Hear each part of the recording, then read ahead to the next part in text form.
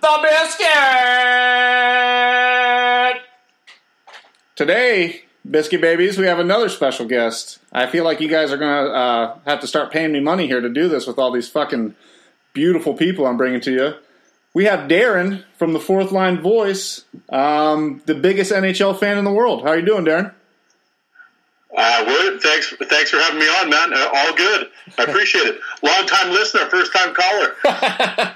Dude, I'm so glad that's the first time anyone said that on here. So you just made history. That's fucking great. I feel like that legitimizes the radio show, the podcast.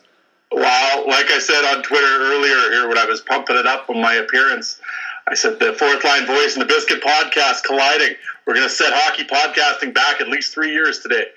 Easily. And hockey podcasting is already 10 years behind other podcasting, so we're doing some fucking damage today, man. I'm very excited.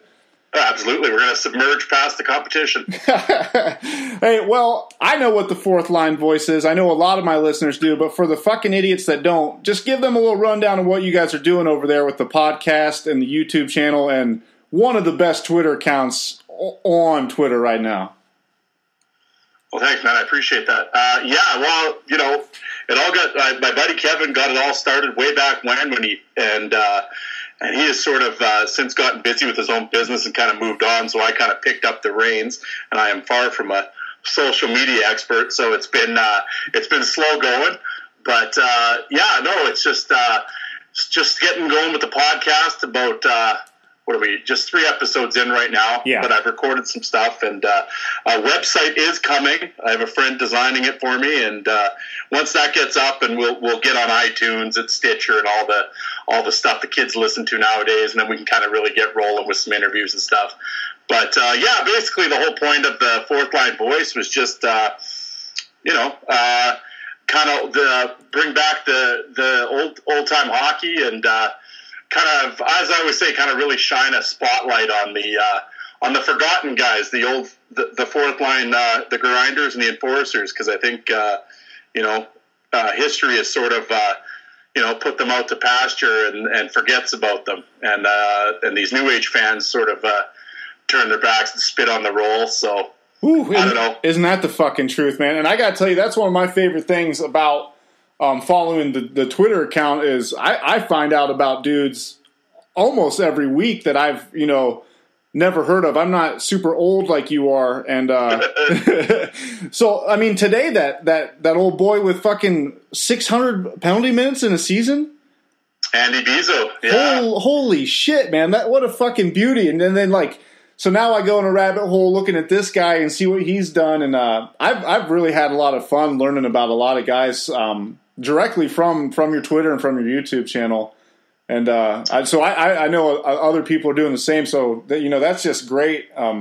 Is the website going to have your YouTube channel on there too, or is it just going to link up to it? Because the videos you guys pull out or discover that you have from your own personal collection of DVDs and whatnot are just you can't find that shit anywhere. I mean, YouTube is lucky to have you guys on there.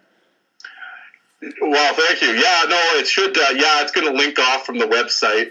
I know if you go to our Twitter account, I think in the profile we have a link to our YouTube page as well. And that was all started by my buddy Kevin, because he's on the road traveling.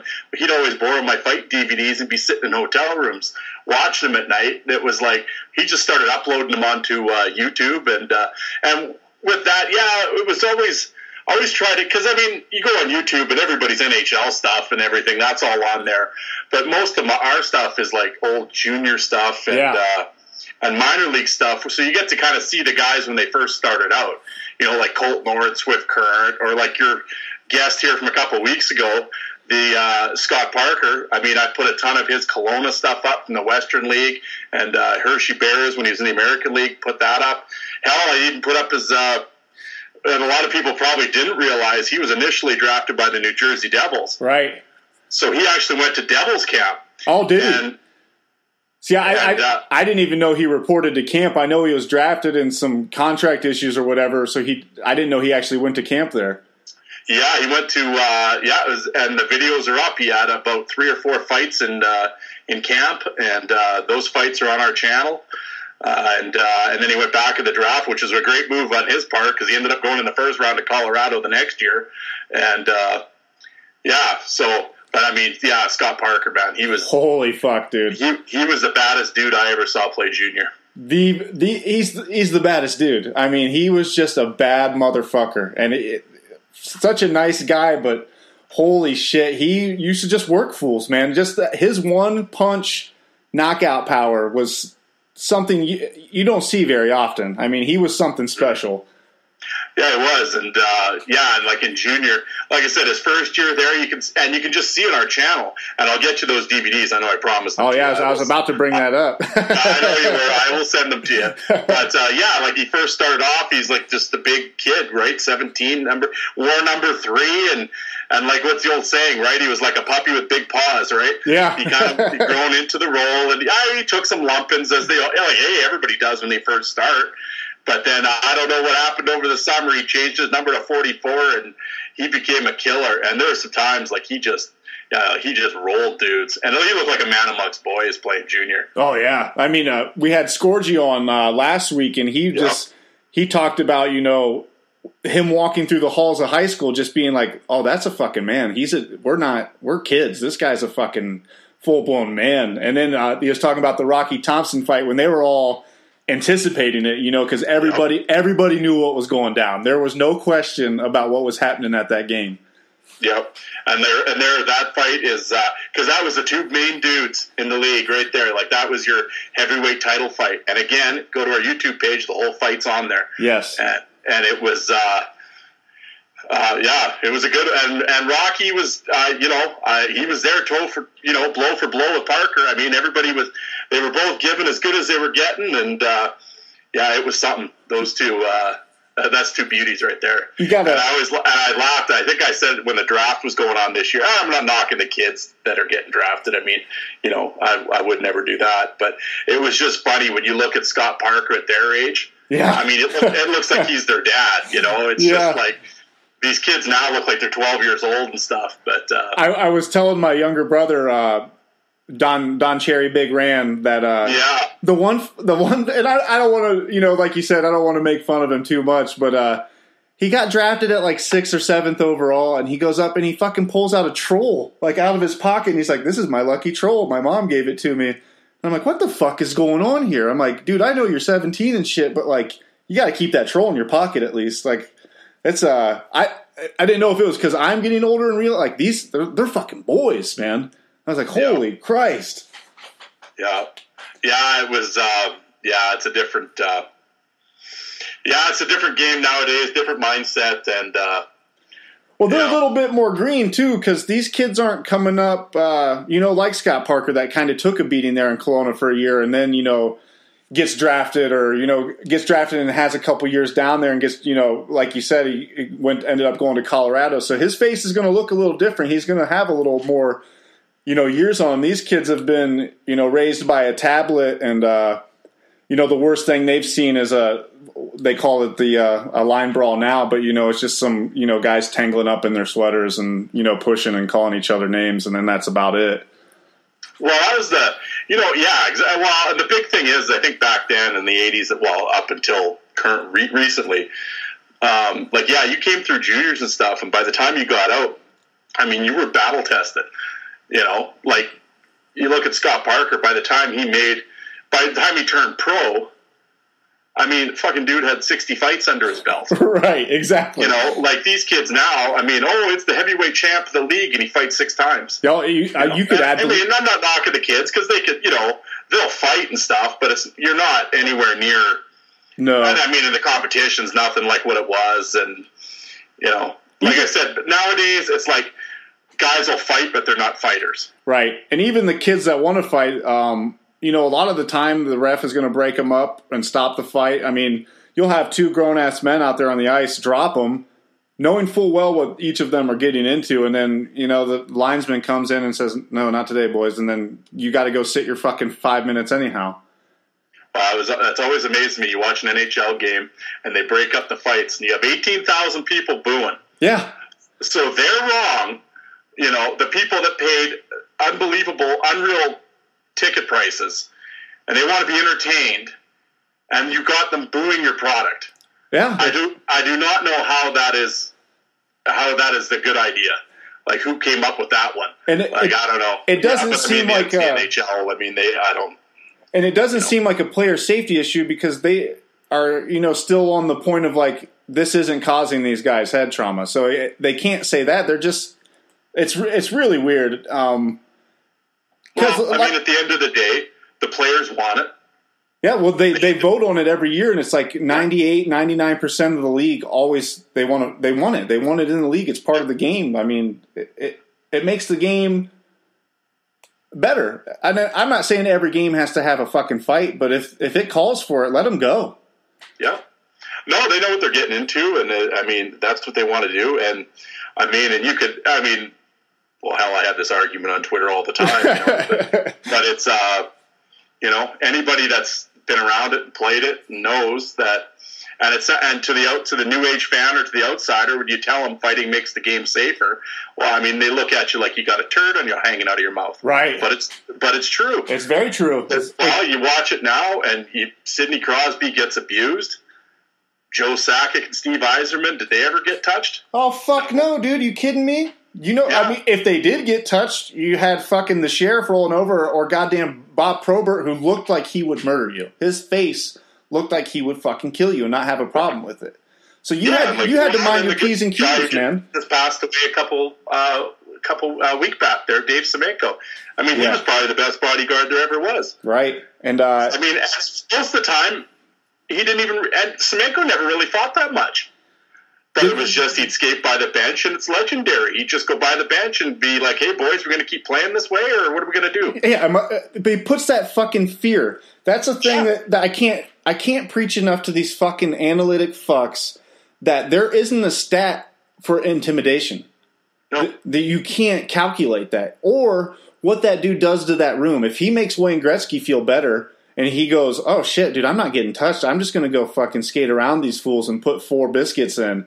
That's helping him. And Gretzky probably be the first dude to tell you, yeah. Gretzky said it many times. Semenko and then to McSorley. Took McSorley with him to L.A. Watch Ice Guardians. Yeah, exactly. He said, "Oh, yeah, I'm going, but he's coming with me, man." Yeah, like what does Brett Hall say in Ice Guardians?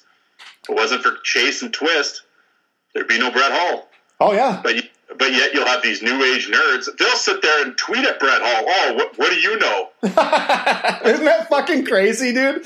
Yeah. What do you know, Brett Hall? Like, top 5 score ever. George LaRock had that article 2 days ago.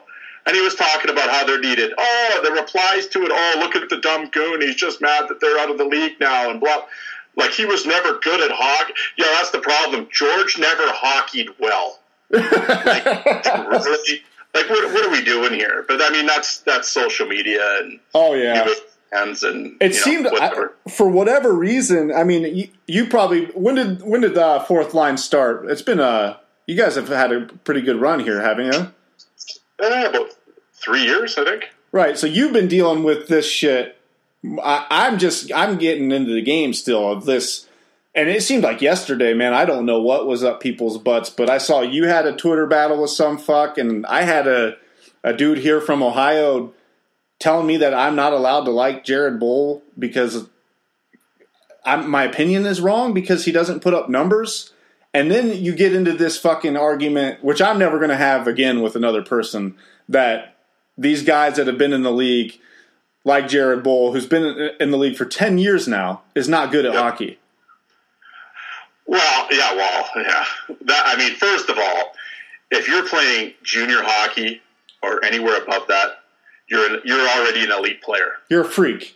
And you've separated yourself already. Right. And the future exists, let alone pro, let alone to the NHL. Right. Yeah. So I don't care if you played 1 minute or 100 years.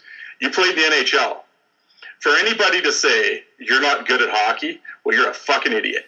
And it's just ignorance. It is. That's what it boils down to, and that's the conclusion I came to last night. I was like, man, this is just ignorance, and I'm getting myself worked up over it, and it doesn't matter. At the end of the day, Jared Bull knows what he does best. There's people that like him. There's people that aren't going to like him, And that's just an NHL owner has paid Jared Bowl over $10 million to play over the course of his career, and Columbus put a C on his jersey. No shit. What the fuck would they know? And that's not taken lightly. Even for a team that doesn't have a huge hockey market, that's still a C on a man's sweater. That's a big fucking deal.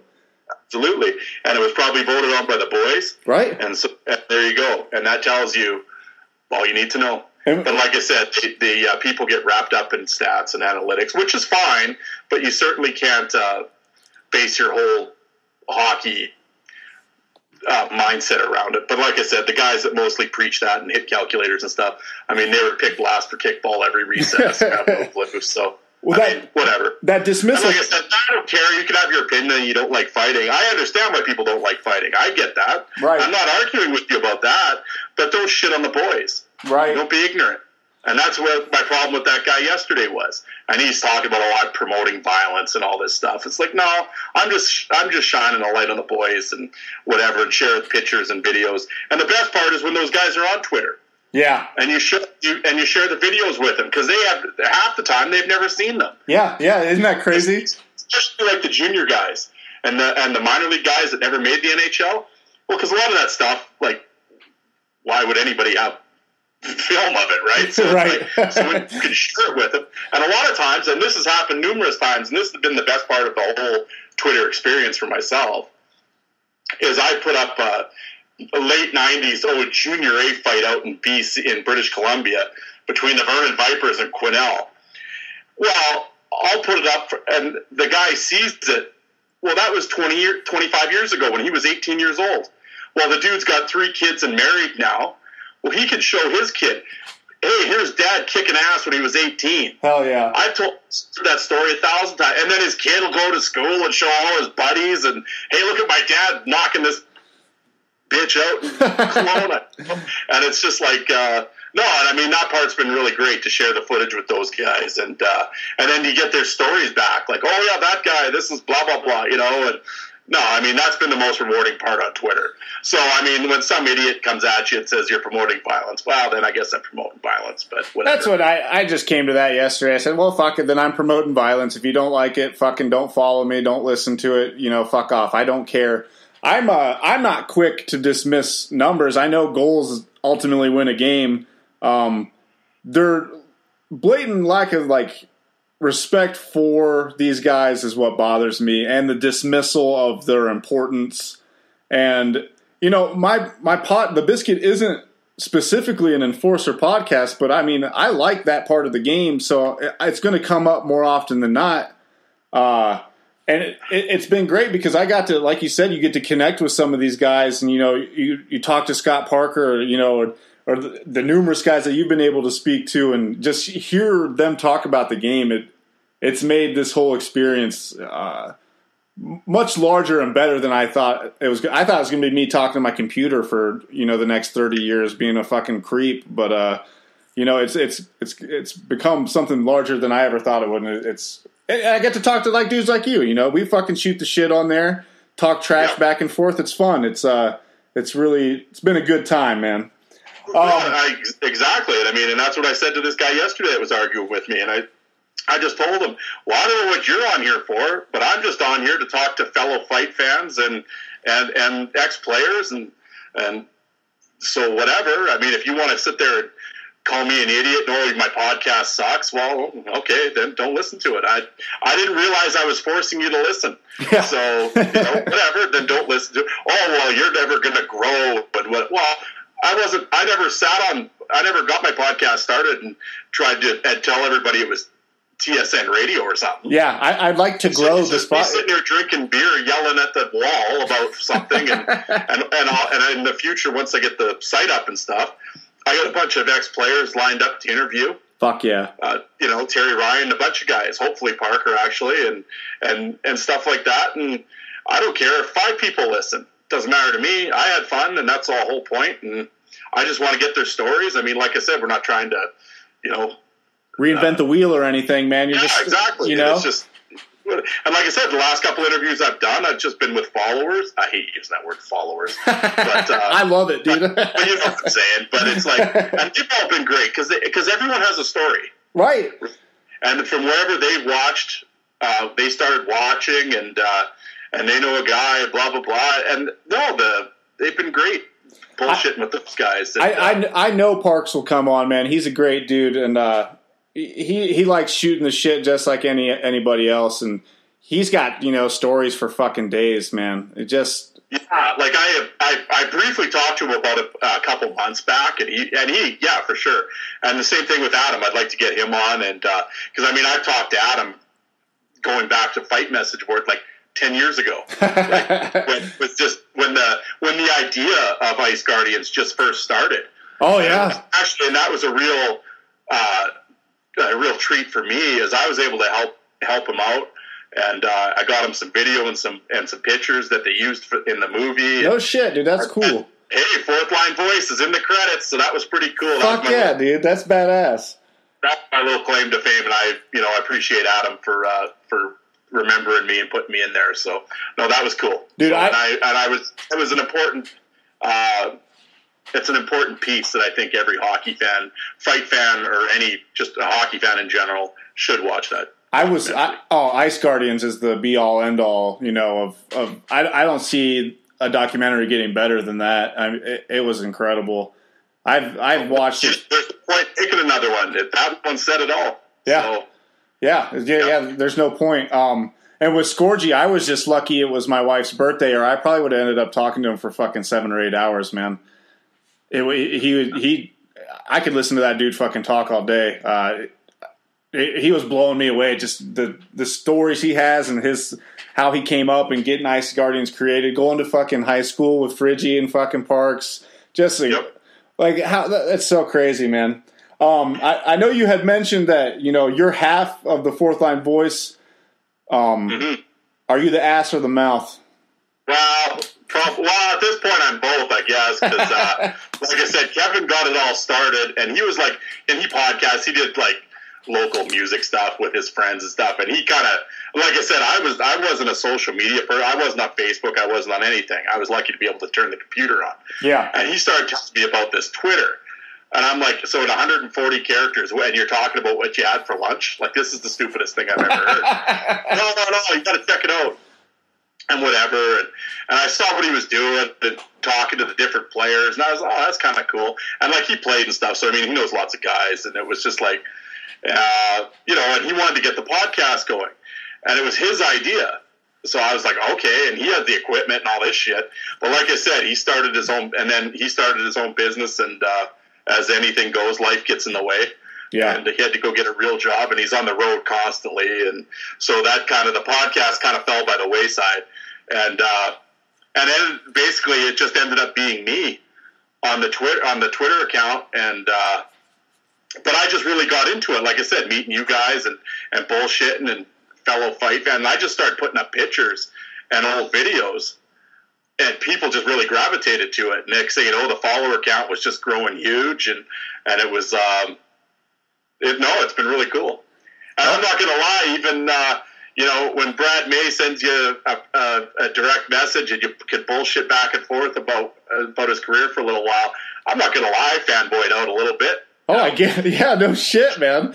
It was pretty cool. And I can say if I could go back and talk to, 14-year-old me, that I'd be having a conversation with Brad May and shit, yeah, that would be pretty cool. So, no, it's been a lot of fun. Dude, that's great. And, are you based out of Saskatchewan? Saskatchewan, yeah, Western Canada, Saskatoon. Yep. Who's your favorite Sask ever? Wendell Clark. Wendell Clark? Yeah, I mean, we've had a lot of obviously tough dudes roll out of Saskatchewan and play junior around here. But, 1985, when he went to the Toronto Maple Leafs first overall, because that was the thing back then. We didn't have satellite or anything, and there was no internet. So the only games you saw were Hockey Night in Canada. Yeah. And the early game was always the Leafs, and the late game was always the Oilers or the Flames. So here he is in 1985. I'm 10 years old, and here's our guy on Hockey Night in Canada every night or every Saturday. Fuck yeah, and man! He's just destroying guys. Just working fools, man. He is a beast. Oh yeah, and anybody go to YouTube and type in "Hero of the Day" by Metallica, Wendell Clark. That 5-minute montage video, if that doesn't get you pumped, you'll run through a wall after you watch that. I'm going to do that immediately after we're off here. That sounds awesome. Yeah. And he was great. Yeah, if I mispronounce any Canadian words, just fix me. I'm super American. You know that from our conversations. So, what do you think is more disturbing, the lack of fighting in the NHL now, or the love of the numbers? Well, I mean, the numbers thing that's more of a fan thing, and a social media thing. I mean, that's actual teams. I don't think they might use some of them, but I don't think they don't really. I think they use it within their team. Yeah, but but at the end of the day, you still have scouts and. Well, I think the Florida Panthers are letting a computer basically run their organization right now, and it's fucking running them into the goddamn ground.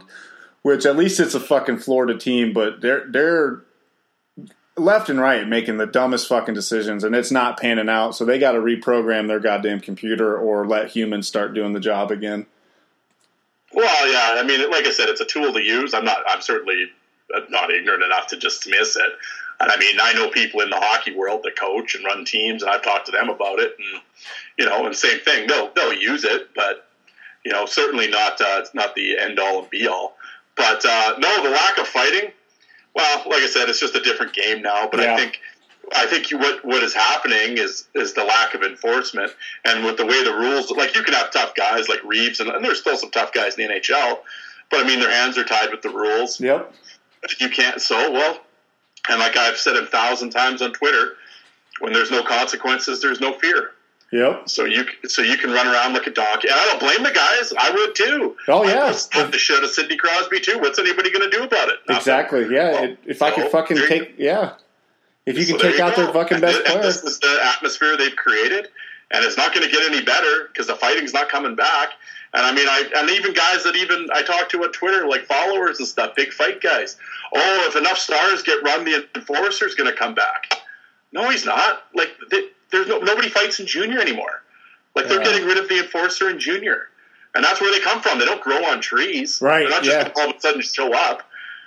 And if you look even in the American League, all the guys that fight, they're all in their late 20s, early 30s. They're all going to be gone. Yeah. So it's like no one's coming.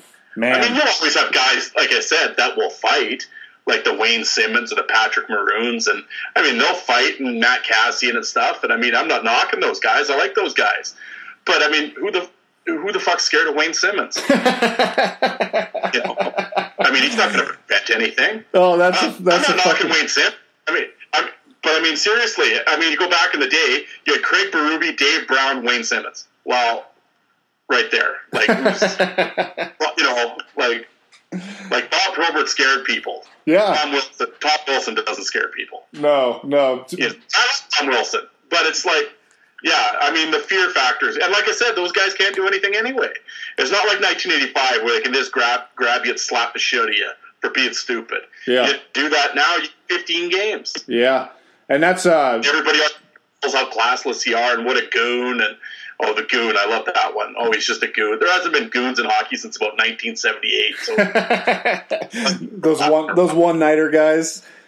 I mean, I always say, as soon as anybody uses the word goon, that just shows your true lack of hockey knowledge. So, well, that was Scourgy was saying you can't call them enforcers now. They're just, like you just said, too. They're these guys that will fight if they can, if they are allowed, which they're not. So but those teams that even have those guys, 3 out of the 4 final teams this year had that hybrid enforcer type, more violent styled hockey player, like Nashville with McLeod, Anaheim had Bowl. I'm trying to think of the fucking what's his dick for Ottawa, Neil. Yeah, and that I don't think that's any fucking surprise that why those teams are there. Like I said, the 4 out of the 5 teams all made the playoffs and one made the final. So, and I mean, go back 2 years ago, McDavid and all the Oilers and all them. The Oilers used to get slapped around all the time. Lucic, Maroon, and Cassian show up. I don't think anybody farted in McDavid's general direction last year. Well, why is that?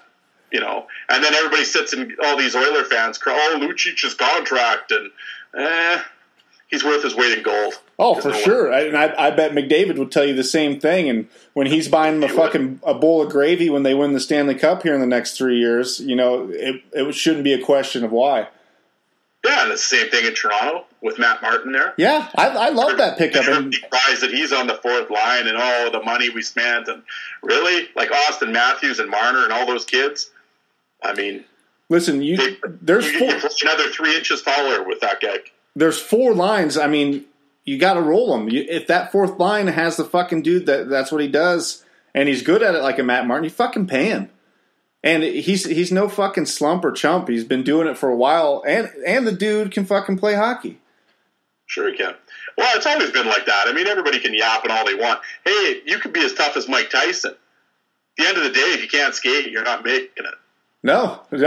So I don't know. And besides, you're the home team. You get the last change. You see Sidney Crosby on the ice. No, you're not putting Matt Martin on the ice. You morons. No, you match up lines and whatever. And if the game's closed in the third, you just double shift over them. Yeah, and you don't play them. As good as these hockey players are, the coaches are just as good too. It's a fucking science, man. These guys have got it. They're pros. Like you said, once you've made it to a certain point, this is their job. This is their livelihood. They know what the fuck is going on. Yeah. Well, yeah, I mean, and that's the thing with social media. Well, I mean, it's always been out there, but before, he was just a loud guy sitting in Tim Hortons in the corner telling everybody how it is. Now, social media is giving him a platform, right? So, that's what I always said, hashtag fucking Carl. Yeah, there's always a Carl, right? But now social media has given Carl a platform. It's a megaphone for stupidity. Yeah. So he's on there and he talks, and I think a lot of these guys legitimately think that they're smarter than the GMs and the coaches of these teams. Oh, for sure, man. They go on, and it's fine to have your opinion. I mean, that's what makes the world go round. I think Jim's better than Joe. Yeah, that's fine, and I don't have a problem with that. But as soon as you start, Jim's a dumpster fire, and well, who are you? Yeah. You're a fucking jockey. You're sitting there calling, Jared Bowl, he's fucking piece of shit. Well, I saw somebody yesterday call Bob Probert human trash. The man's fucking deceased, one. He's got a fucking family that are on Twitter quite a bit. You want his fucking wife to read that? Like, what kind of piece of shit are you? What kind of human trash are you to say that about a man? I'm glad you brought that up. I'm not going to mention the clown's name. No, I'm not either. Fuck that guy. I was back and forth for about 3 hours. And over that 3-hour period, 5 times, I said, hey, come on my podcast and we'll debate this like men.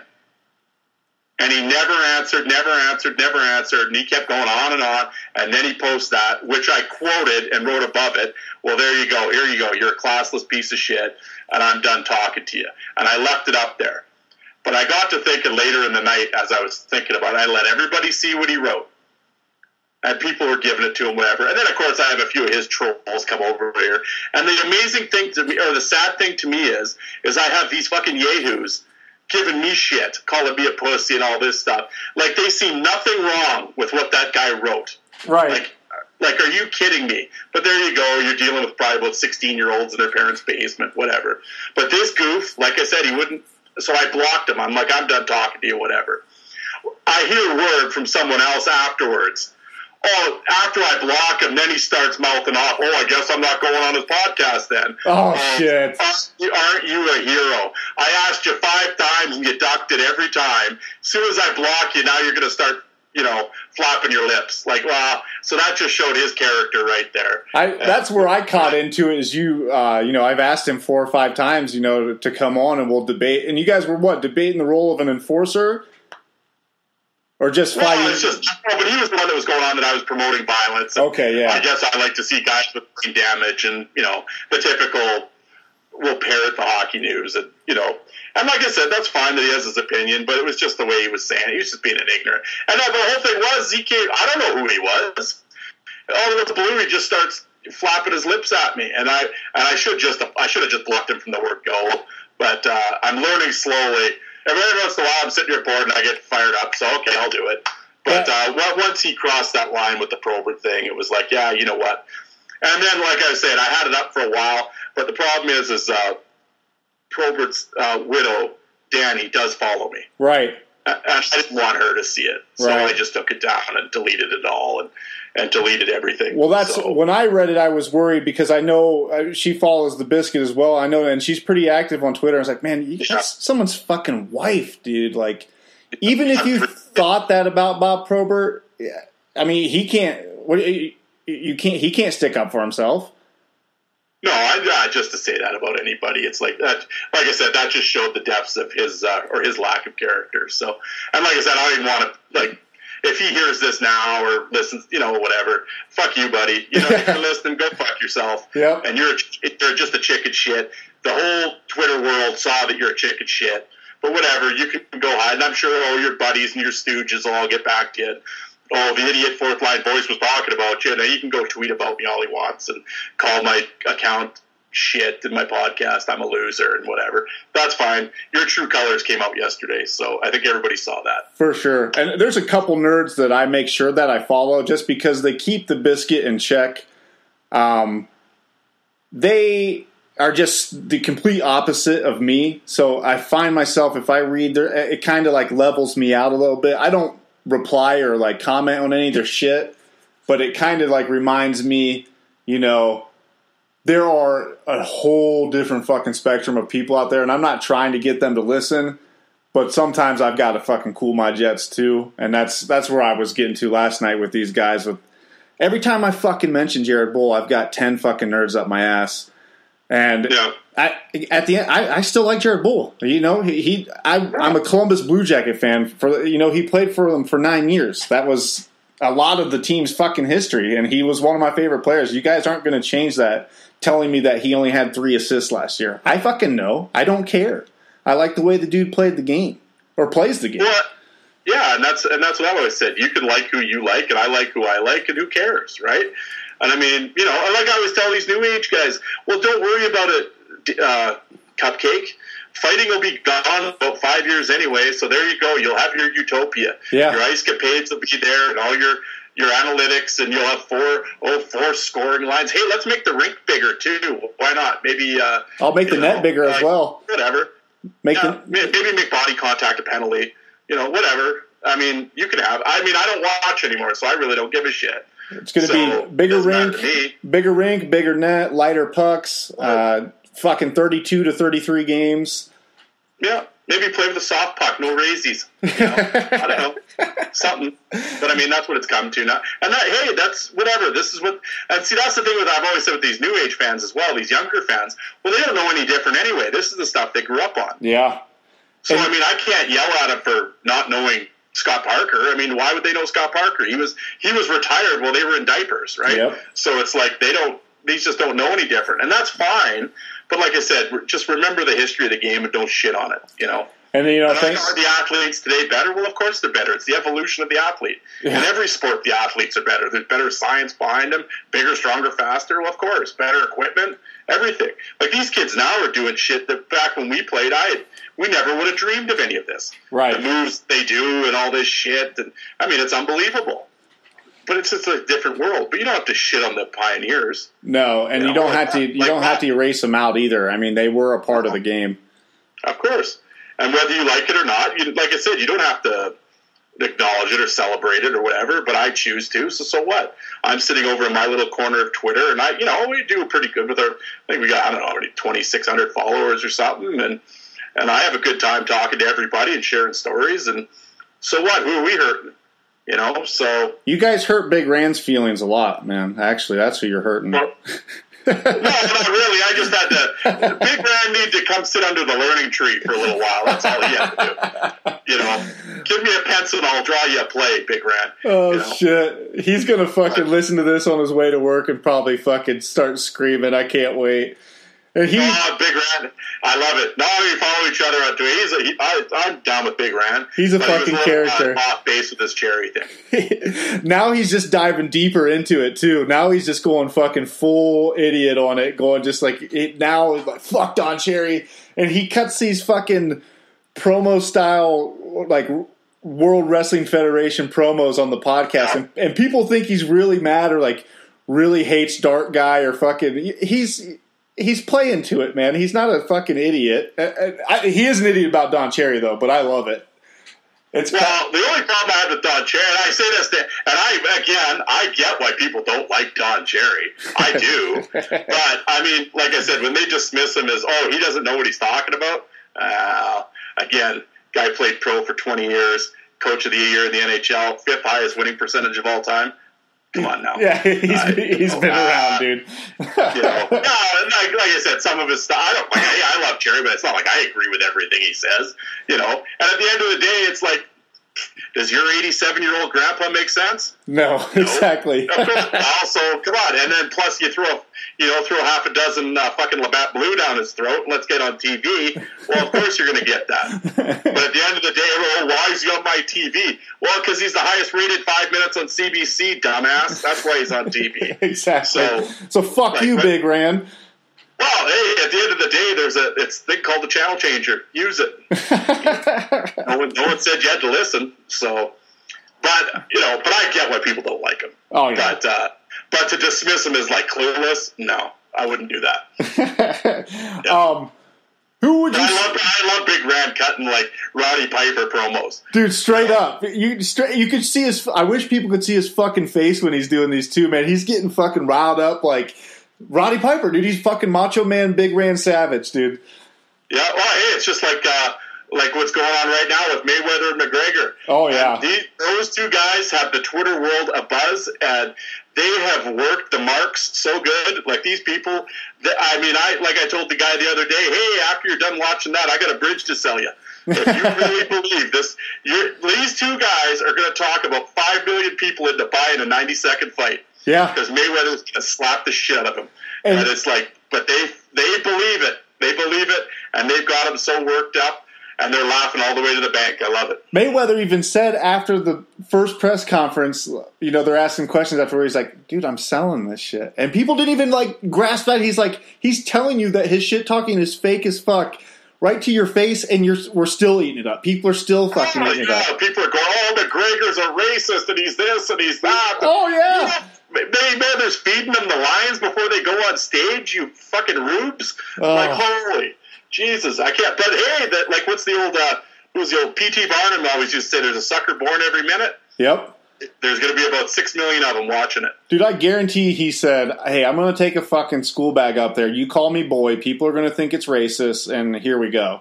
But now these days as well, if you're a white dude or vice versa, a black dude, and you say something to a white dude, it's racism anyhow.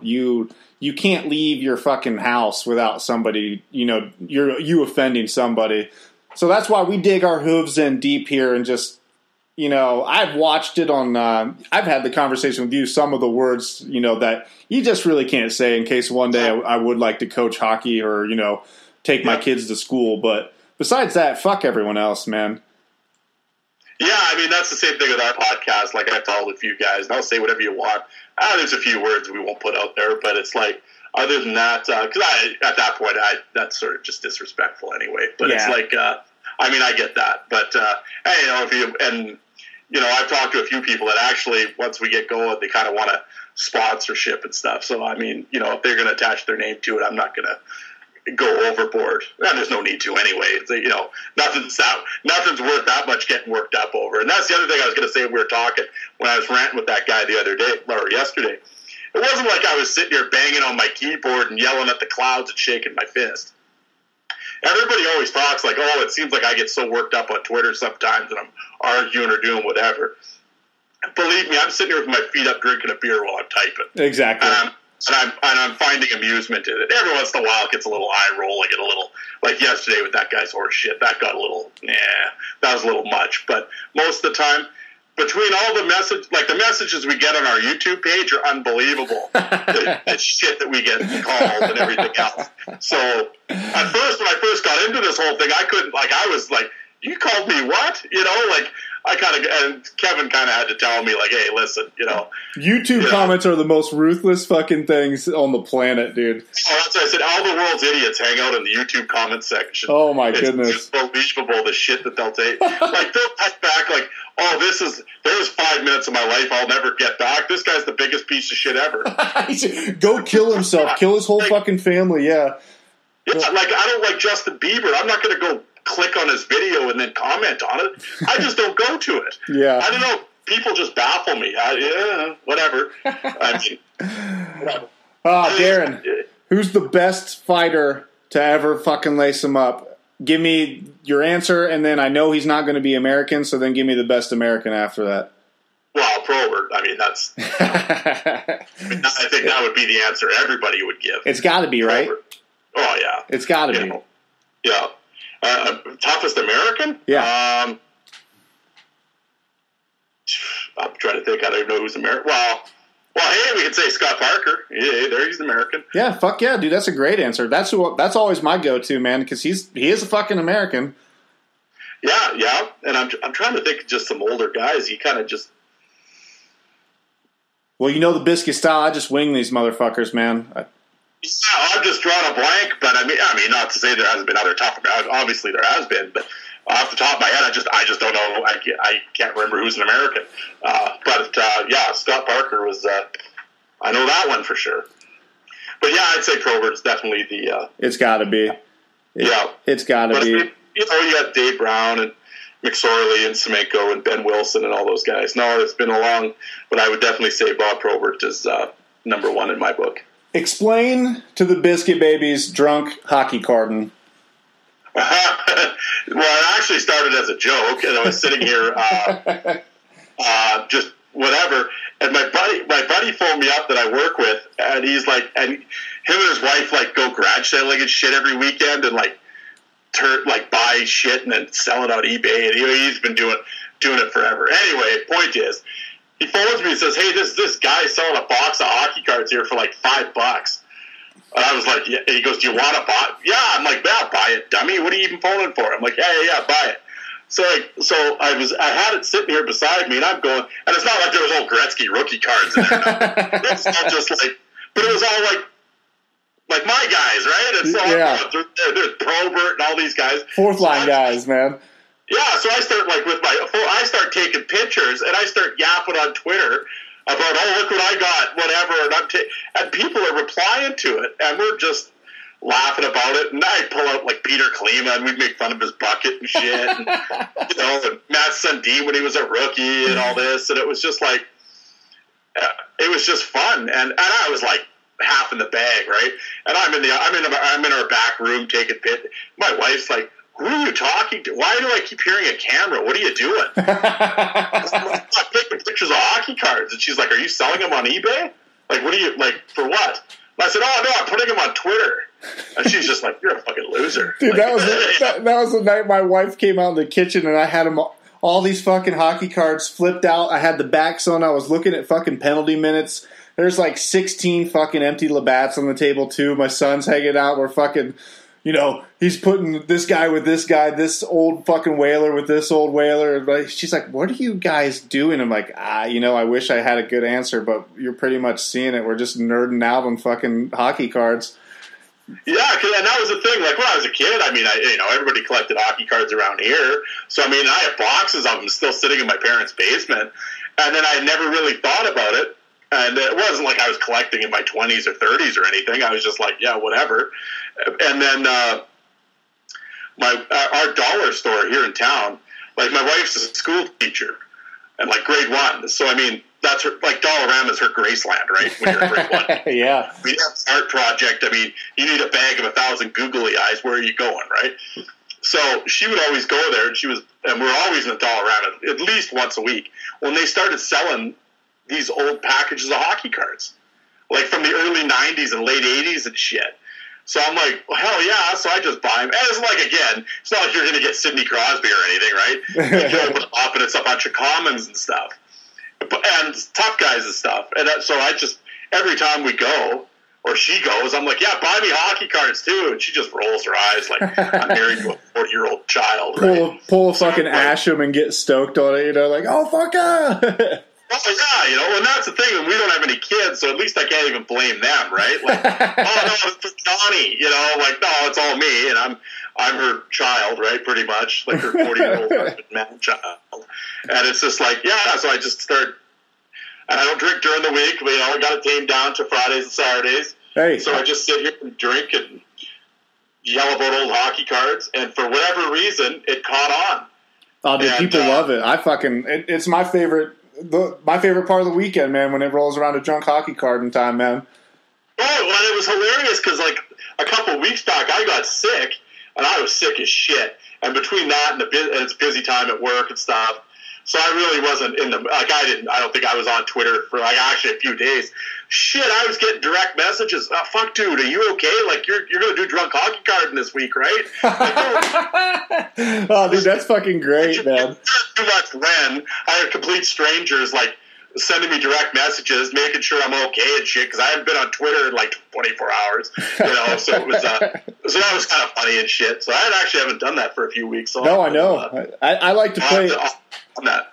I like to play. I call it the 4thLineVoice game, and you know, you get them out, and if they got under fucking 150 penalty minutes, you know, they don't make that stack. And then so I got my stacks of the 150 guys, the plus, and then that's my game. And you go through, you know, 6-pack a box, you fucking tie a good one on, and then put them back in and get some more cards and do it again the next weekend, man. It's great. Like, that was the thing, right? I just throw them in elastics. I threw them in a big paper box here, and it's like, oh, yeah, I got like 2 of them stacked. I ended up having to take them to my parents' house. I put them in their basement under their stairs. My old man's like, what do you do? You know.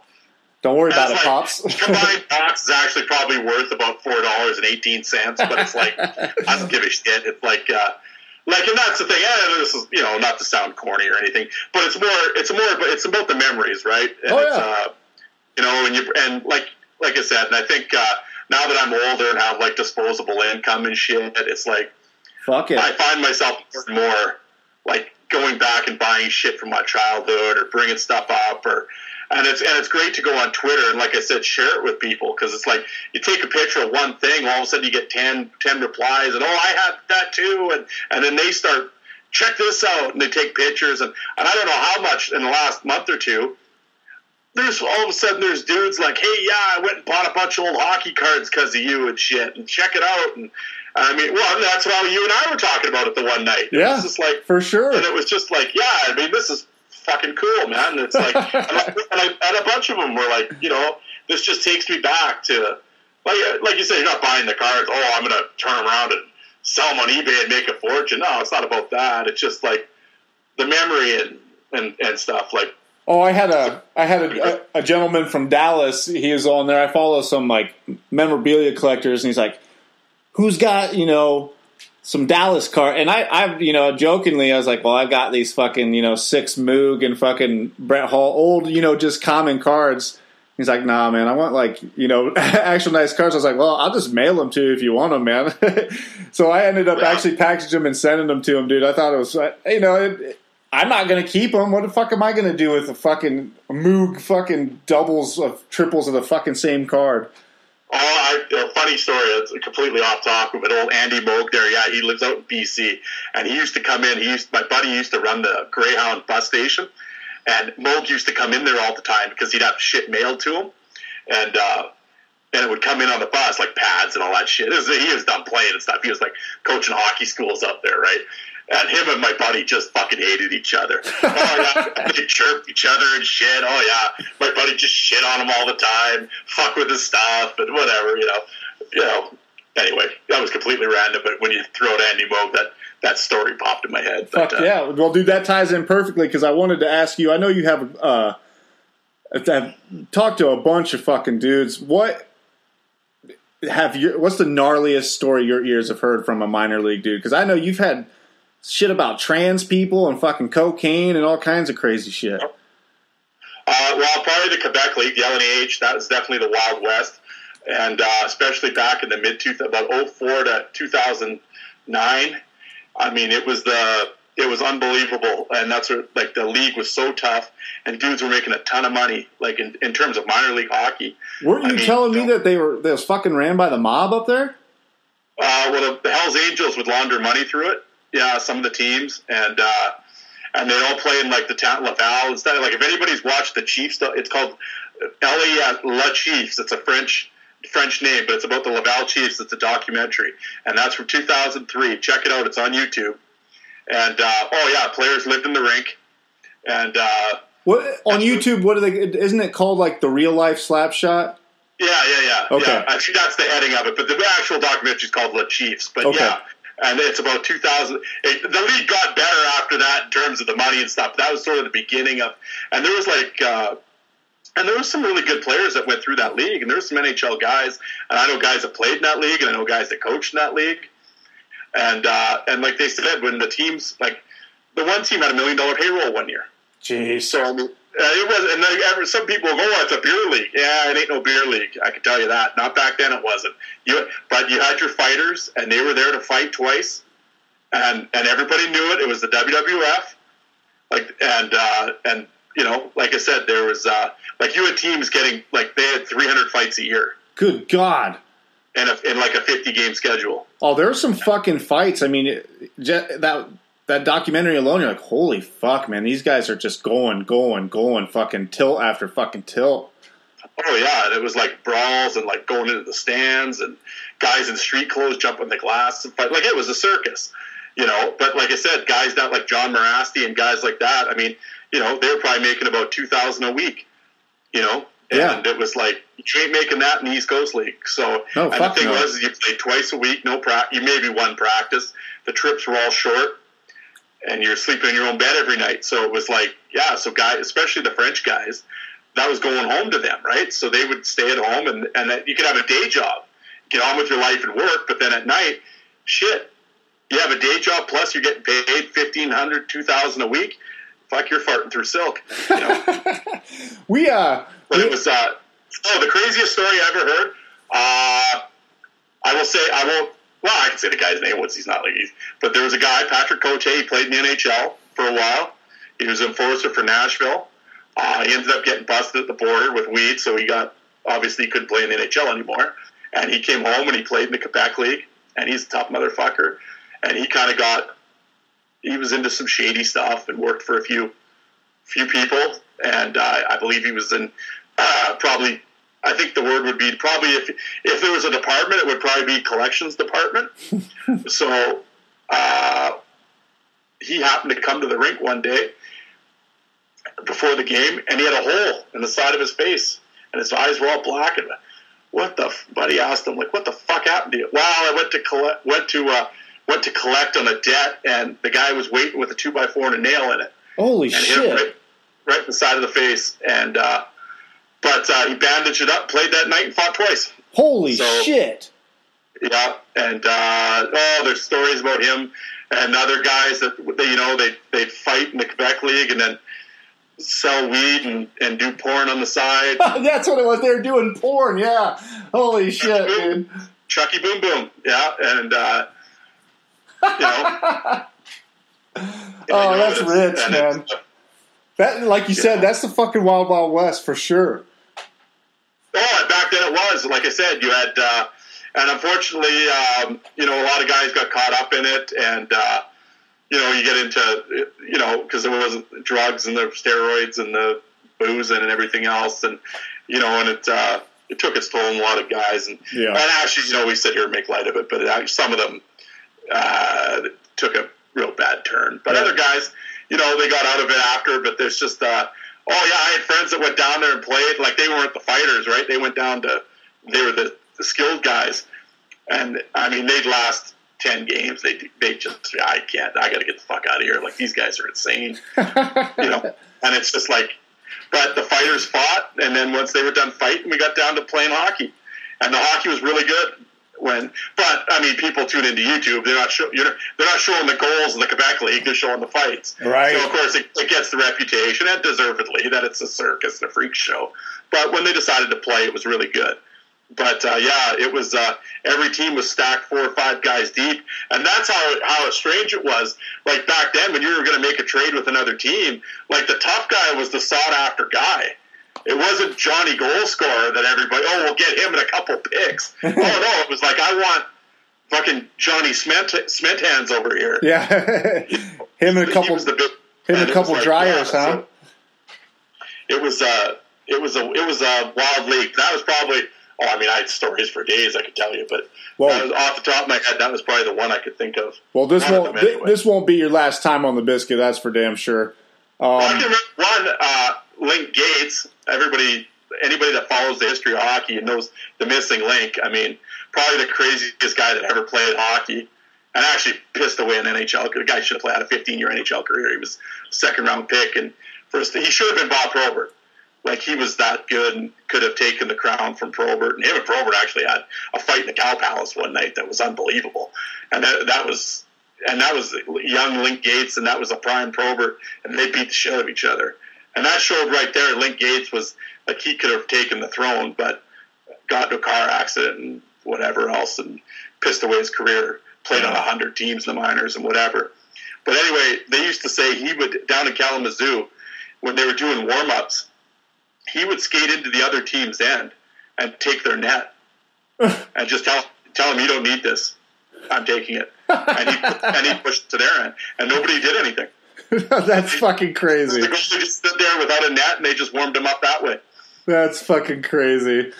Yeah. Oh, man. That's fucking rich, man. Earlier on the Biscuit, we had a young man by Brogan Flanagan on, and he had actually jumped over the boards and got jumped by fucking 4 or 5 dudes in the crowd, and people were dog shitting him. And, you're a piece of shit for doing that. So I wanted to get him on, just to hear his side of it. And, he had dudes fucking pouring beer on his head and shit. And sometimes, there's only so much a fucking man can take. And yep. And so I like Brogan. He was really good on the show, and I commended what he did. It's like, dude, at some point, there is a line, and those fucking fans crossed it. Maybe there was a better way to handle it than jumping over there, but fucking you went and took on 4 guys. I mean, that's about as fucking honorable as it gets. And he got a few shots in there, but just some of the shit I was reading on him, calling him a fucking piece. And he's done, dude. He's never going to fucking play hockey again. It makes me sad, Not that I want to see him out there fucking knocking goalies out, for talking shit or jumping over and fighting people in the crowd. But, to say that these people were innocent is fucking insane. But I say that story because it's one of my favorite videos on the 4thLineVoice, and you'll know which fight I'm talking about, where the dude goes out and there's like a runner in between the ice and the crowd, and that dude's just fucking fighting anybody he can see. It's Jacques Maillot. It was in the Western Pro League. Yes. Yeah, everybody's standing at the door, and he jumps through the door, and next thing you know, he's fighting security and fans, that was wild. He got banned for life because of that. Yeah, that's an old Brogan got banned for life from the New Brunswick Junior Hockey League. And I'm sure if he could do it again, he'd probably go fuck. But he probably he wasn't going to the pros, so why not fucking get it in while you can? I guess. He's not. Like I said, he wasn't the first person to ever do that. I mean, it was. Obviously there was probably better ways of handling it, but at the same time, you're sitting there and whatever, the pouring beer, all that, and all on you, and heat of the moment. And like I said, I hope we're. When we've all been there, we've all been that mad and wound up, and I'd like to think my character wouldn't be judged because somebody saw me in that moment. With social media now, all these junior kids have to be aware that someone's probably fucking filming you at all times now. So the junior kids are just high school anything, and you get into a disagreement in the hallway in high school now. Next thing you know, you're throwing punches, and you got 10 fucking yahoos with their phones out yelling "World Star" like a bunch of morons. Yep. Yeah. Whatever the hell the kids yell, and it's just like. Actually, it's so funny you mentioned that. I was talking to a friend of mine, he's in town a few weeks ago, and we were talking about that exact thing. Like, thank God phones weren't around when we were in high school. Oh, dude, I'd be in fucking prison, dude. Yes. Exactly. No, the shit we did, and I mean, I'm not saying like, we were the baddest dudes ever, but I mean, we did some stupid shit and got into some fights and did whatever. For sure. You go to house parties and everyone has liquor courage and. Stupid things happen. But of course, back then, I mean, like I said, I'm talking early 90s, you'd have your fist fight in the backyard or in the hallway or after 3 o'clock after school, right? Yeah. You'd have your fist fight and then it was over. Yeah. That was it. There was no, I'm going to go get my boys, and they find you and 10 of them jump you and, or they bring out weapons now or just shoot you now. Just shoot you. That's what's going on. And I mean, so that it's just nuts now. Like I'm glad I don't have to grow up in this. Well, it was a little more honorable back when we were my age, or better, my age. Back in the early 90s, it was a little easier to deal with. And it's with Brogan, it's sort of this catch-22 because I only know him because of that video. So because of his, reaction to getting beer poured on his head and having guys fucking run him all day and then actually fighting one and getting put in the box and all this, I wouldn't have met the young man and, someone who I consider a friend now and actually a good person once you get to talk to him and you hear his story on the biscuit. So there is this weird line of where the world is with the internet and where hockey is with fighting that we're like, is it good? Is it bad? Is it part, and like you said, it's going to be sad in 5 years when it's just gone. Yeah. I mean, I think at some point, I think the NHL will just make it a game misconduct if you fight, and then after a certain, like in the OHL, after a certain amount, they'll suspend you. But it's just gone down and down, and like I said, I don't think there'll ever be like no fighting. But I mean, at that point, there might be a couple. But yeah, it'll just be different. But yeah, what are you going to do? That's just, like I said, and like I said, when I say I don't watch anymore, or whatever, I just don't find any like people don't realize, like you come from where I grew up playing and watching to now is like night and day. Well, there's a reason why I don't watch it, and I've never shit on today's players. No, you don't. But again, I'm not that ignorant. I'm not going to sit here and this guy's. Well, who am I? I have no credibility, first of all, so I'm not going to sit there and knock any. Well, you can't. They're unbelievably talented, these kids. What they do and how good the athletes, how good they are. And that's not why I don't like. I just don't like it because I don't know. To me, there's just no hatred anymore, and everybody's union buddies now and brothers, and I don't know. I said nobody hits, nobody fights, no one scores. Right. So I'm not sure what I'm supposed to like. Right. Back in the 90s, there was like every team had 3, 4, 5 guys that would fight. You had about 4 or 5 50 goal scorers. Every team had a 100-point guy. Yeah. So they scored, hit, and fought. Well. So obviously, like I said, it's just different now. Yeah, it seemed more compelling too because that hatred, it makes that tribal thing in a human. Even for the fans, go, you know what? Fuck that team, fuck that guy, and it's good for the game as much as anyone doesn't want to say it is. That hatred is good for the game. It keeps the game moving forward. Yeah, well, and like I said, I'm not saying we'll turn it into guys swinging sticks and like killing each other. That's not what I'm talking about. But it's like what I'm saying, and this is why I get so mad. I even get mad at the guys that fight nowadays. I mean, shit, after they're done fighting, it's bum taps and bro hugs. Yeah. It's like, you kidding me how ridiculous you look? Like, no wonder people think fighting's stupid in hockey. Look at you two idiots. Yeah. I guess watching a game, somebody showed me a clip from this year, maybe it was from last year, whatever the hell. It was just recently anyway. And it was over in Europe. And these two are fighting. That was actually a really good fight. Afterwards, down their skate to the box, they skate over to each other and shake hands. Yeah, it's been lost. You get all these clowns on Twitter. Oh, look at it, it's so classy. But you two look like buffoons. The violent gentlemen, huh? Each other there, you're shaking each other's hand. Like, what the fuck are you doing? Like, do you think Bob Probert went and shook Ty Domi's hand after they fought in Madison Square Garden? Like, are you kidding me? Like, it's just like Tony Twist was like, "Hey, good job, bro." Like, no. He's trying to friggin' put you through the ice. And that was the point. I gotta tell these people, it's a fist fight. Or you'll have was it Asham that looked at the dude after knocking his ass out and fucking just slit his throat like, yeah, dude, fuck you. Yeah, he did the putting to sleep thing. Yeah, that's what it was, yeah. Good night. What a piece of shit.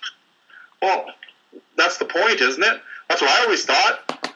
The point is to exert your will over someone. That's what I say on Twitter, man. I was like, I don't like a fight just for a fucking fight. Like, that's not something I'm into. That's something that's lost in MMA or boxing, too, where, like, two dudes are just fighting because that's their job.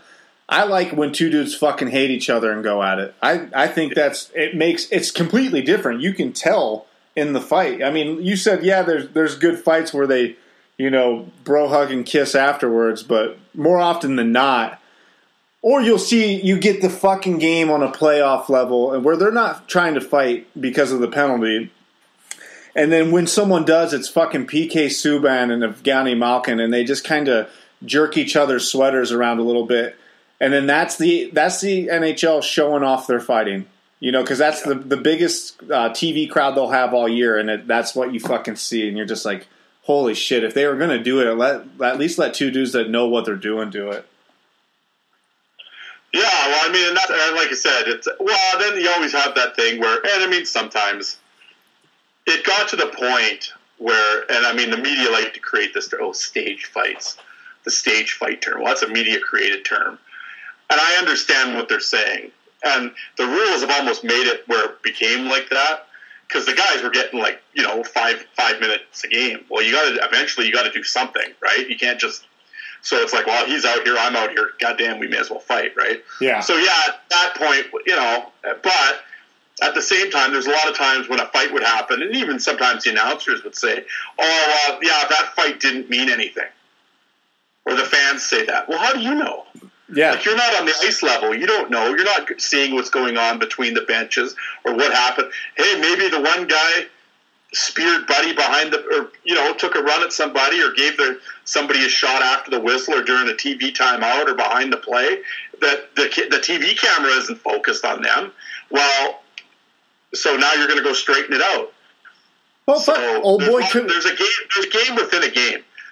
Old boy could have banged his girlfriend back in juniors. I mean, you literally don't know. You just don't know. Or they could have bumped into each other in the locker room or at a fucking restaurant or bar and been like, maybe they just they don't fucking like each other.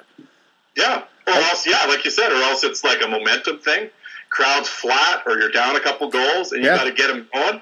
You got to get the crowd into it. Here we go. Okay, let's do it, right? And these guys aren't skating into a fight going, I'm going to fucking lose this fight. So, you're skating in there to get that momentum like, I'm going to fucking knock this guy out. Here we go. Yeah, and I can tell you, it was not that I was Mr. Huge Super Goon or anything, but when you drop the gloves, pop that lid, and you're squaring off, that's the loneliest place in the world. I can only imagine, man. It's scary as shit, and there's the line in the sand. And it's like, it's nut cutting time. And there's no one that can save you, and it's one-on-one. And anybody who, like I said, anybody who shits on these guys, but now, fuck that. Then you go do it. Right. And these guys, just the analogy, perfect analogy. Okay, you're the toughest guy at your high school. Well, at 3 o'clock every day, you have to go to the other high schools around the city and fight their toughest guy. How is your sleep going to go? How is all day going to go for you? Right. You're going to be, your stomach's going to, it's like that show. Remember the old 80s TV or movie, 3 O'Clock High, when he had to go fight Buddy Revell in the parking lot at 3 o'clock. When they show his day all in high school, and he's just sweating and he's got the shits and, yeah, well, that's what these guys have to prepare. Like, imagine you're rolling into Detroit and there's Bob Probert waiting for you. Oh, you gotta be fucking kidding me, dude. Tonight we're going to go over to Philadelphia. Dave Brown's waiting for me. Yeah. Well, then you wonder why these guys have anxiety issues and alcohol issues, and yeah, it would make you it'd make you want to not play. Like, can I just sit out the Detroit game, please? Yeah, no, pull the hammy, coach. Can't go tonight. Right.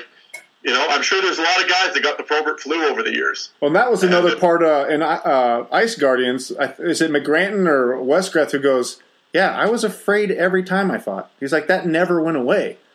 Like, no matter how many fights I was in, I was still like, oh, shit, I'm getting in a fight tonight. Yeah, well, and I think that's the problem. And we've all done it. We all do it. You sit there and watch YouTube or you watch enough hockey or whatever. I think you become so desensitized to it, right? Yeah. That it becomes not.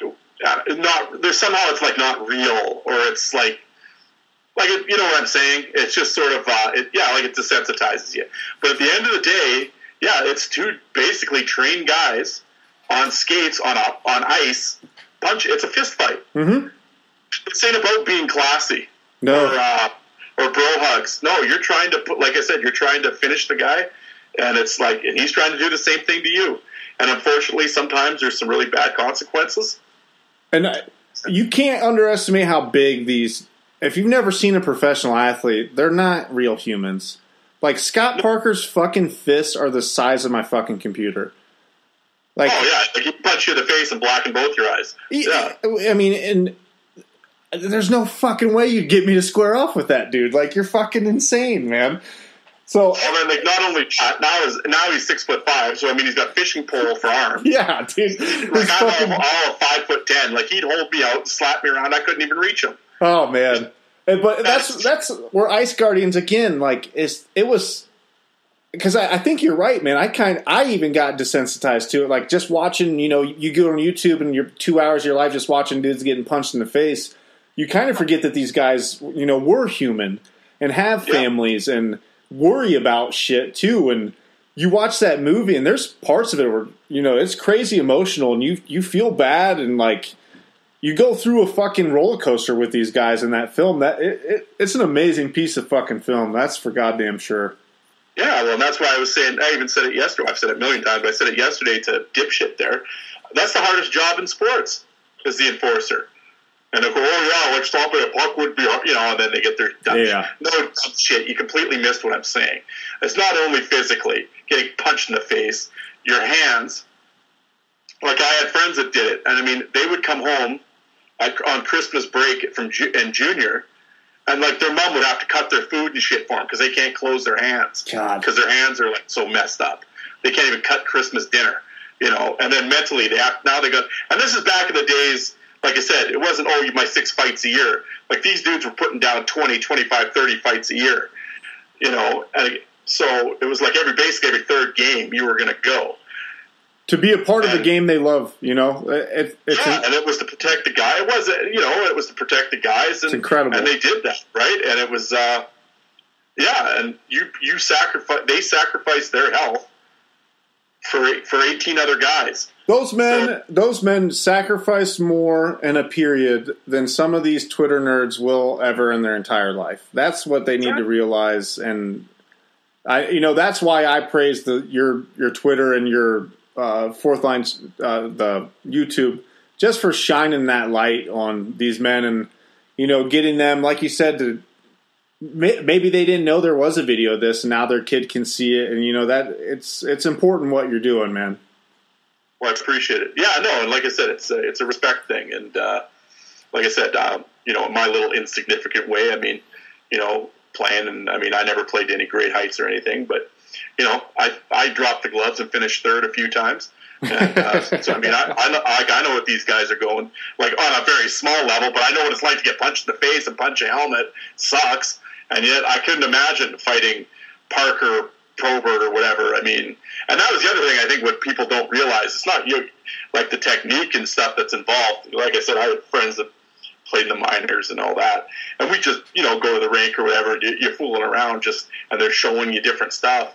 Oh, like, these guys could tie you up, and I mean, you'd think the guy had 3 arms by the time he was done slapping the fuck out of you, right? Like, I had one buddy there; he could tie you up. I mean, what's the old saying? He could have put a sandwich on my head and starved me to death. I was so tied up. There was nothing I could do about it. Meanwhile, he could beat the shit out of me. So I could imagine in front of 18,000 people and another million on TV getting tuned up at center ice by somebody. Yeah, and then have half a dozen fucking goofs on Twitter making fun of you after. Oh, look at the bitch. Oh yeah, really? Okay. Can you ice skate, buddy? That's like I said, have some respect. Like I said, you don't have to like it, but don't shit on the boys, because that's just ignorant. And that's I know there's a lot of Parks love, but that's how the biscuit goes. But the way he would fight on the ice, man, and I told him this, just his style was. I just admire it so much. There's something about how he would do it. He'd look like that old fucking timey boxer. He'd cock that fucking arm back in his shoulder, and you just knew it was fucking coming, man. You knew it was coming.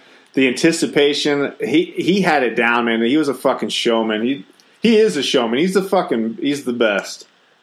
Yeah, absolutely. And like I said, if the guys that were fighting him, if they didn't tie him up, and and he got one clean one on you, that was the end of it. Good night. And and he did it to Grimson and Olawa and Ryan Flynn. And the Grimson one is so fucking gnarly, dude. That Grimson, there's nothing you could do. There's nothing you could do. And Stu did that to a lot of guys too. Right, exactly. Stu's no fucking pushover. Exactly.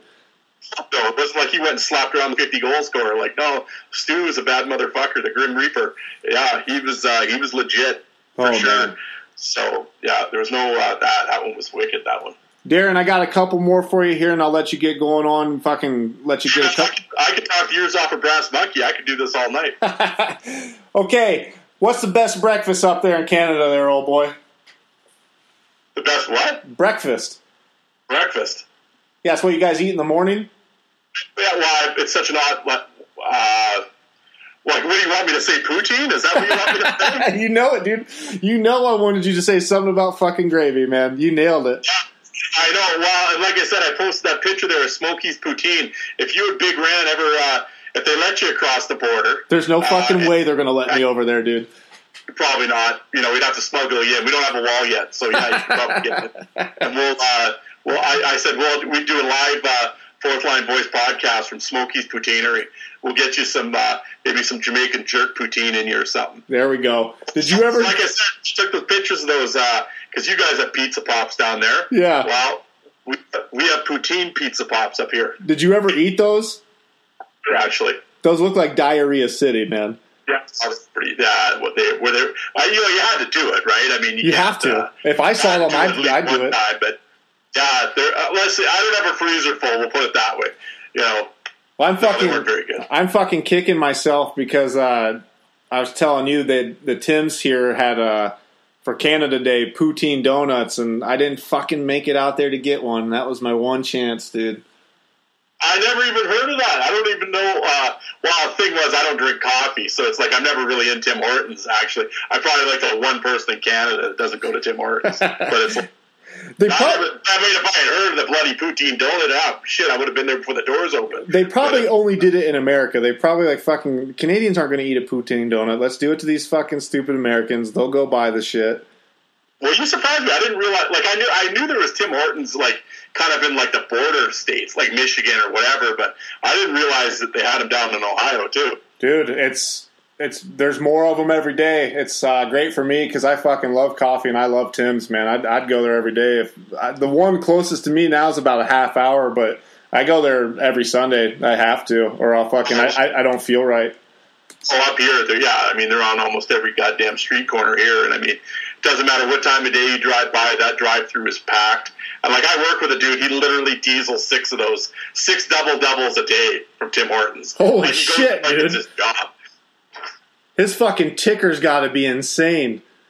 Oh, yeah, like he's wound up and ready to go. That's probably why we call him friggin' Tornado. Yeah, but yeah, 6 double-doubles. Yeah, he... you may as well just get hook it right into the veins. Well, Darren, I got one left, man. It's I asked Scorgy the same thing. I asked Big Ran, what? And this is just part of the fuck around. What is your biggest fear, man? My biggest fear? Yeah. What is your biggest fear? Besides that nerd on Twitter fighting you. Yeah, that would be pretty scary. I don't know. Spiders.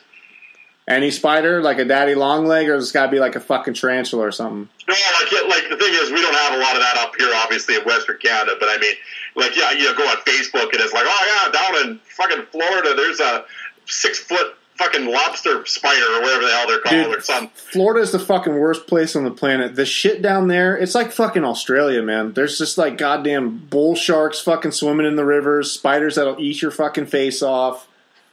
Yeah, I went to I'll go to Disney World all day, but I'm staying on I'm staying in the theme park because that's theme park straight to the hotel, man. That's fucking it. Yeah, I know it. Down there.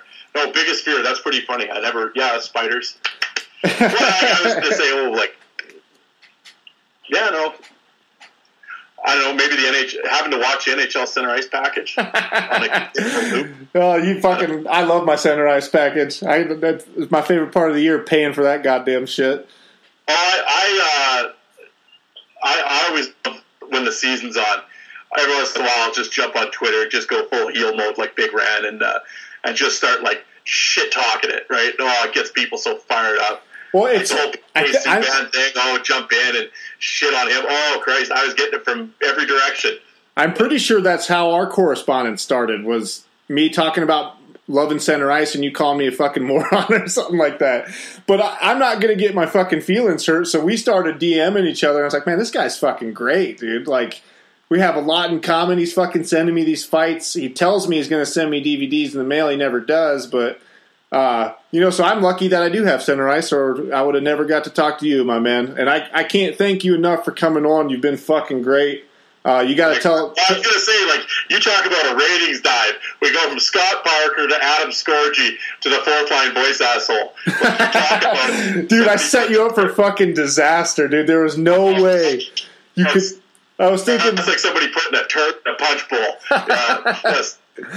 I was thinking, who can I get to follow these guys? I was like, fucking Darren, totally. There's not a fucking shot, dude. Scott Parker's episode is. You could tell that I had Scott Parker on the episode. The fucking numbers on that thing's got, and Scorgi's right behind him, but fucking Scott Parker, that's them. Oh wow, absolutely, and I'm glad. And honestly, it was a good interview, and I'm glad people. Thank you. I'm glad people are listening to it. Yeah, me too. And he isn't forgotten. And the thing he's doing there, Parker's Platoon, that's a great organization, and it's very important, very important. Well, Darren. That's it for the biscuit, buddy. Tell these biscuit babies where they can find you, man. On Twitter at 4thLineVoice. It's the same thing on YouTube, and actually I think the link's in my profile on Twitter. Check it out for all your fight needs. And like I said, the podcast I just have a couple episodes just on YouTube right now. There's 3 of them there, and like I said, when the website comes up and everything, I'll get those episodes and. I'll get rolling on a bunch more in the podcast to kind of really get cooking then. But and we'll have you and Big Ran on. And fuck yeah! Hey, Nugent never sent you a cease and desist, did he? With not that I know. Yeah, I never even thought of that. Yeah, that's right. Yeah. Nah, dude. I was kind of like, where are you going with this? Oh, yeah, that's right, the intro song. Yeah. Well, dude, I'm very excited for it to get on iTunes, dude. I'm glad that you're recording and doing the podcast. The fucking YouTube channel's brilliant. And when he says all your fighting needs, he's got you fucking covered from shit that you didn't even know was real to, and you can get it down to bench brawls, fucking line fights. It's amazing. Darren, thank you so much, buddy. Hey, I appreciate it. Thank you for having me on. And hopefully you can... I think we're going to bring your ratings up from nothing to next to nothing. Let's do it. All right, man. You have a good night, buddy. All right, brother. Take it easy. Well, Biscuit Babies, that was Darren T. from the Fourth Line Voice. Fucking amazing shit there. Just wanted to come back in and, let you know. We're on Twitter there, Biscuit Podcast. Email us, it's the Biscuit Pod at Twitter. Biscuit Podcast at Gmail. The Biscuit on iTunes, Podcast, Stitcher, Google Play. Just applied for the Spotify spot there, but my host Buzzsprout let me know that they're looking for more like storytelling podcast that is attractive to millennials and is evergreen. So if they listen to any of our episodes, we're not fucking getting that spot. So Stitcher, Google Play Music, Buzzsprout, #1 hockey podcast, The Biscuit. This episode was brought to you by Lucid Float Spas in Mount Vernon, Ohio. Go there, take a float, get a massage, feel better, quit being a fucking idiot. And as always, go donate to Parker's Platoon, helping veterans, one veteran at a time. Every dollar counts. Fucking... email them and see what you can do. See how you can help out somebody, you fucking worthless piece of shit. Freedom, hockey, The Biscuit.